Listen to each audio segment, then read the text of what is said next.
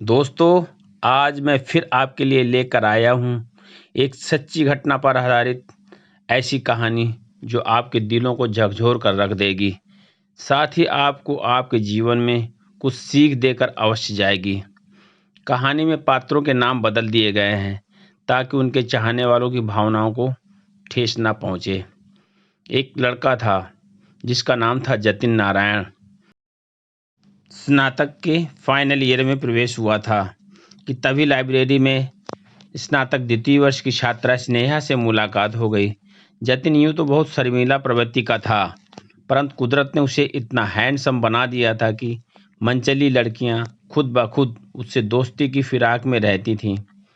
परंतु जतिन गरीब घर से था। उसके पास पढ़ाई का खर्च चलाने के लिए तो पैसे हो नहीं पाते थे, तो भला वह किसी लड़की से दोस्ती करके उसके साथ मौज मस्ती की बात कैसे सोच सकता था। उसे मालूम था कि उसके माँ बाप कितनी मेहनत और मजदूरी करके उसे पढ़ाने के लिए दिन रात एक कर रहे हैं और पढ़ा लिखा कर उससे कितने बड़े बड़े सपने देखते हैं। जतिन हमेशा यही सोचता रहता था कि वह पढ़ लिख कर एक अच्छी नौकरी करे और अपने माँ बाप को एक सुखी जीवन और बुढ़ापे में आराम दे सके। वह पढ़ने में भी अपनी कक्षा में सबसे अव्वल था। वह स्नेहा से भी अन्य लड़कियों की तरह मुलाकात समझकर लाइब्रेरी से किताबें इशू कराकर जाने लगा। लेकिन तभी स्नेहा फिर उसके पास आ गई और उससे उसका नाम और परिचय पूछने लगी। उसने जवाब दिया, मेरा नाम जतिन जतिन नारायण है और मैं बीए फाइनल ईयर के सेक्शन ए में पढ़ता हूँ। इतना कहकर वह तेजी से निकल गया।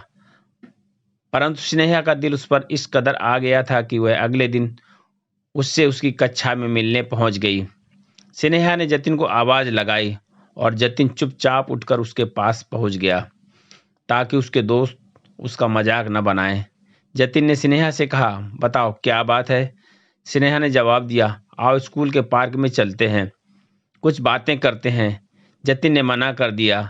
स्नेहा ने फिर से हाथ पकड़कर चलने को कहा, परंतु जतिन ने सोचा कहीं मेरे दोस्त मेरा मजाक न बनाएं, इसलिए स्नेहा से बोला, तुम चलो मैं अभी आता हूँ। स्नेहा पार्क में इंतजार करने लगी। तभी थोड़ी देर में जतिन पहुँच गया और पहुँचते ही बोला, देखो मैं बहुत गरीब घर से हूँ, मैं यहाँ पढ़ने आया हूँ। मेरे माँ बाप कितनी मेहनत से पैसा जोड़कर मुझे पढ़ाते हैं। मैं उनकी मेहनत का पैसा अपनी पढ़ाई में लगाना चाहता हूँ। स्नेहा बोली, क्या दोस्ती करना कोई मौज मस्ती है? क्या तुम्हारे और दोस्त नहीं हैं? यदि हैं तो क्या तुम उनके साथ मौज मस्ती करते हो? मैं तुम्हारी केवल एक अच्छी दोस्त बनना चाहती हूँ। जतिन को लगा स्नेहा शायद ठीक कह रही है। यही मन में सोच रहा था कि स्नेहा बोली, क्या सोच रहे हो जतिन? कुछ नहीं, शायद तुम ठीक कह रही हो। और यहीं से स्नेहा और जतिन की दोस्ती की शुरुआत हो गई। दोस्ती की गहराई दिन प्रतिदिन बढ़ती गई। दोनों के बीच की दोस्ती कब प्यार में बदल गई किसी को पता ही नहीं चला। और प्यार की गहराई इतनी बढ़ गई कि एक दूसरे के बगैर एक पल भी रहना मानो एक साल गुजारने के बराबर लगने लगा। जब दोनों घर जाते तो अगली सुबह का इंतजार करते समय काटे नहीं करता था। दोनों के बीच के प्यार को उसके दोस्त और जानने वाले एक मिसाल की तरह मानते थे और कहते थे कि वाह क्या प्यार है, क्या दोस्ती है। प्यार हो तो ऐसा, दोनों साथ जीने साथ मरने की कस्में खाते थे। जिएंगे तो साथ जिएंगे और मरेंगे तो एक साथ ही मरेंगे। यकीन नहीं होता कि कोई इतना भी प्यार किसी से कर सकता है। लेकिन इस दोस्ती और प्यार को जतिन पढ़ाई के बीच में बिल्कुल भी नहीं आने दे रहा था। वह अभी भी खूब मन लगाकर पढ़ता था, बल्कि पहले से भी ज़्यादा, क्योंकि पहले उसे अपने माँ बाप की चिंता थी। लेकिन अब तो माँ बाप के साथ उसे अपनी होने वाली पत्नी की भी चिंता सताने लगी थी। इसलिए उसने इतनी मेहनत से पढ़ाई की थी कि फाइनल ईयर की परीक्षा में उसने स्कूल में टॉप किया था। अब उसने एक अच्छी नौकरी की तलाश भी शुरू कर दी थी। इधर स्नेहा का दिल जतिन से भरने सा लगा था, क्योंकि जतिन के पास उसके लिए खर्च करने के लिए पैसे नहीं थे और स्नेहा सोचती थी कि केवल प्यार के सहारे ज़िंदगी में क्या मज़ा, पैसा तो होना ही चाहिए। स्नेहा को इस चमक दमक भरी जिंदगी में जतिन से अपनी ख्वाहिशें पूरी होती नहीं दिखाई दे रही थी।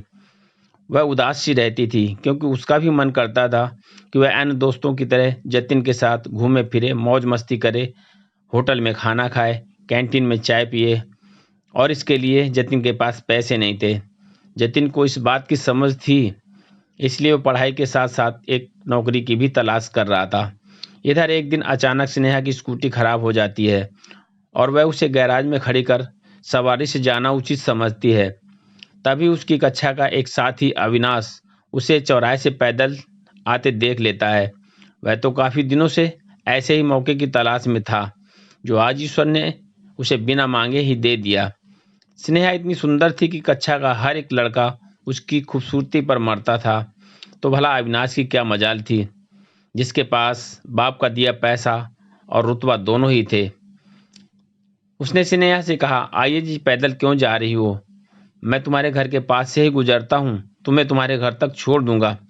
स्नेहा ने सोचा कि चलिए, पैदल परेशान होने से अच्छा है कि अविनाश के साथ निकल जाऊं तो अच्छा होगा। और स्नेहा पीछे की सीट पर बैठने लगी। तभी अविनाश ने आगे वाली खिड़की खोल दी और स्नेहा आगे बैठ गई। आगे बैठकर स्नेहा बहुत अच्छा महसूस कर रही थी और अविनाश भी उसके साथ बहुत अच्छा फील कर रहा था। कुछ दूर आगे चलकर अविनाश ने नारियल पानी की दुकान पर गाड़ी रोक दी।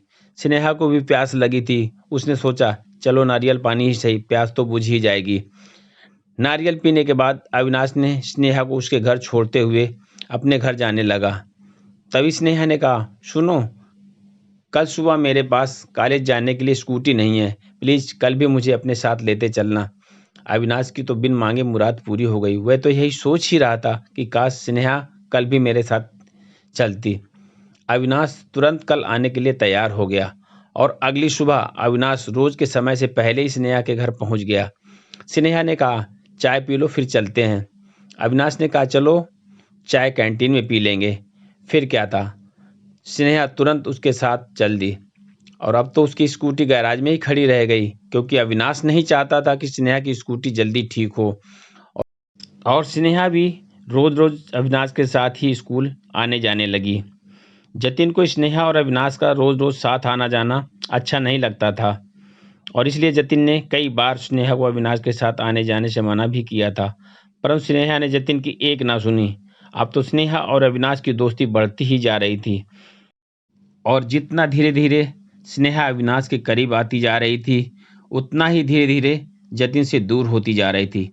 परंतु जतिन क्या करता, उसके पास स्नेहा को अविनाश से अलग रखने का कोई उपाय न था और न स्नेहा की खुशामदी के लिए उसके पास पैसे थे।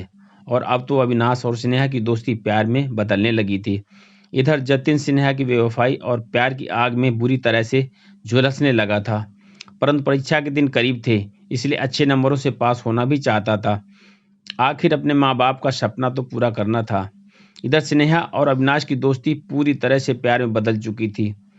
जतिन छटपटाता रहता था, परंतु क्या करता, वह दिन रात यही सोचता रहता था, आखिर साथ जीने साथ मरने की कस्में खाने वाली स्नेहा इतनी बेवफा कैसे हो गई। जतिन स्नेहा के प्यार में इस कदर तड़प रहा था मानो दुनिया ही खत्म हो गई है। वह कभी कभी अपनी जिंदगी ही खत्म कर लेना चाहता था, तो दूसरी तरफ उसे अपने माता पिता के लिए जिंदा रहना ही उसकी जिंदगी का केवल एक मकसद लगता था। वह स्नेहा के प्यार में पागल सा हो गया था, लेकिन स्नेहा उसे बिल्कुल दूर हो चुकी थी। एक दिन जतिन ने मन मजबूत करके कहा, स्नेहा, मैं तुम्हारे बगैर जिंदा नहीं रह सकता। स्नेहा की तरफ से जवाब मिला, जिंदा नहीं रह सकते हो तो मर जाओ, परंतु अब मैं तुम्हारे साथ इतनी जिल्लत भरी जिंदगी नहीं जी सकती। मुझे अविनाश ने प्यार रुतबा सब दिया है, अब मैं उसके साथ जिंदगी बिताना चाहती हूँ। स्नेहा के इस बर्ताव से जतिन बिल्कुल टूट चुका था, लेकिन उसने ठान लिया था कि अब अपने माँ बाप के लिए उसे जिंदा भी रहना जरूरी है, साथ ही रुतबा और हैसियत हासिल करके स्नेहा को जवाब देना भी जरूरी है। स्नातक की परीक्षा में टॉप करने के बाद जतिन ने बीबीए फिर एमबीए बहुत अच्छी पोजीशन से पास कर ली। समय गुजरते ज़्यादा समय नहीं लगा, अब उसके पास बहुत बड़ी बड़ी कंपनियों के बहुत बड़े बड़े लाखों के ऑफर थे, जिसमें से एक बड़ी कंपनी में बड़े पद पर जतिन ने जॉब एक्सेप्ट कर ली। 2 लाख रुपए महीने की पगार, कंपनी की गाड़ी, आवास, नौकर सब थे, परंतु अगर कुछ नहीं था तो सिर्फ उसका प्यार साथ नहीं था। वह स्नेहा को अभी भी भुला नहीं पाया था, लेकिन उस धोखेबाज लड़के के साथ कभी रहना भी नहीं चाहता था। उधर अविनाश का स्नेहा के साथ खूब रंगरेलियां उड़ाने के बाद दिल भर सा चुका था। अविनाश उसे अपने जीवन साथी के रूप में अपनाना नहीं चाहता था और उसने स्नेहा को छोड़कर दूसरी शादी भी कर ली।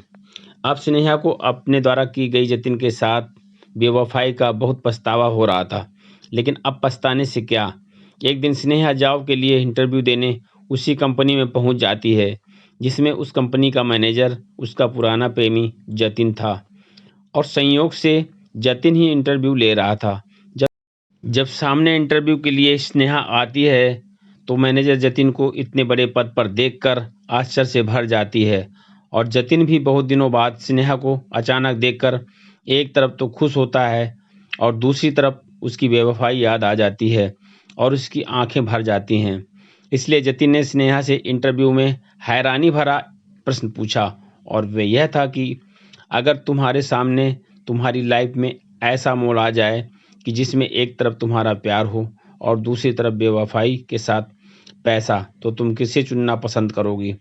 स्नेहा के पास इस प्रश्न का कोई उत्तर न था क्योंकि दोनों ही उत्तर उसके लिए गलत थे। इसलिए वह सॉरी बोलकर ऑफिस से बाहर निकल जाती है और शाम को जतिन से मिलने उसके बंगले में पहुंच जाती है।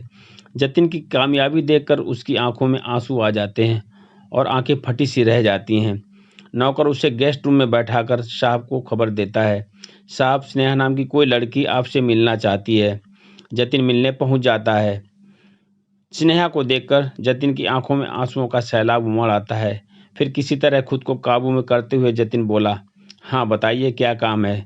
स्नेहा फपक कर रो पड़ी और जतिन के पैर पकड़कर गिड़गिड़ाने लगी, प्लीज मुझे माफ कर दो।